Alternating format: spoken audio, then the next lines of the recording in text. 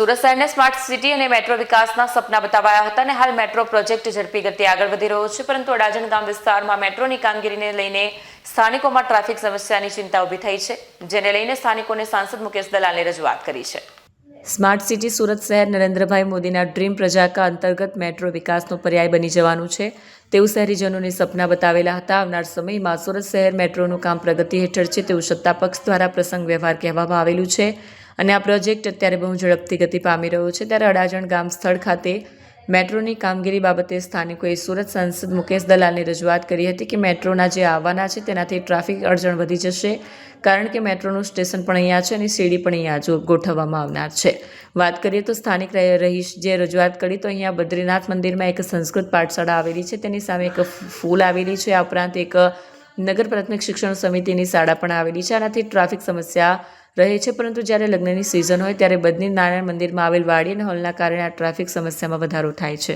રજૂઆત સ્થાનિક લોકસભા સાંસદ મુકેશભાઈ દલાલને કરી। મુકેશભાઈ આવી મેટ્રોના અધિકારી સાથે વાતચીત કરી હતી અને કોર્પોરેશન મેટ્રોના અધિકારી સ્થાનિક રહીશો સાથે એક મીટિંગ કરી અને આનો હલ લાવવા માટે આપી હતી। બદ્રીનારાયણ મંદિર ખાતે જે મેટ્રોની કામગીરી ચાલી રહી છે ત્યાં આગળ હવે એસ્કેલેટર ઊભા થઈ રહ્યા છે, 12 રોડ પર કોલમ ઊભા થઈ રહ્યા છે। એ સ્થાનિક લોકોના મગજમાં એક શંકા છે કે અહીં ભારે વાહનોની અવરજવર માટે તકલીફ પડશે। આથી મેટ્રોના અધિકારીઓને બોલાવીને સ્થળ નિરીક્ષણ કરાવ્યું છે અને મેટ્રોના અધિકારીઓએ ખાતરી આપી છે કે અહીં તમને પ્રેક્ટિકલ ટર્ન લઈને બતાવીશું કે કોઈ તમને તકલીફ પડવાની નથી। ભારે વાહનો, મોટા વાહનો પણ અહીંયા અવરજવર કરે એમાં કોઈ તકલીફ પડવાની નથી।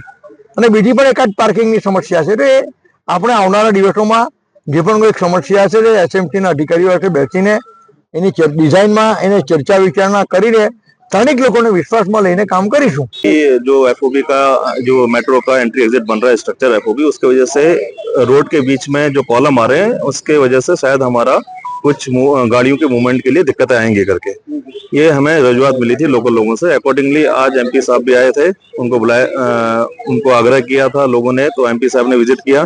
तो आज मॉर्निंग में हमने यहाँ पर जो हमारे कॉलम स्ट्रक्चर आएंगे उसकी मार्किंग रोड के ऊपर करके दिखाई है और उसके बाद हमने उनको बताया कि यहाँ पर करीबन 6.5 मीटर के आसपास दोनों जगह कॉलम के दोनों तरफ जगह मिलती है और सफिशिएंट स्पेस है ट्रैफिक मूवमेंट के लिए। हमने ये भी बताया कि यहाँ पर जो स्पेस कंस्ट्रेंट था इसी वजह से हमने एस्केलेटर अलग और दादर अलग एंट्री एग्जिट का डिजाइन किया है और उसी हिसाब से हम काम करने जा रहे हैं। तो ये हमारा फाइनल सबमिशन है, वही हमने एमपी साहब को बताया।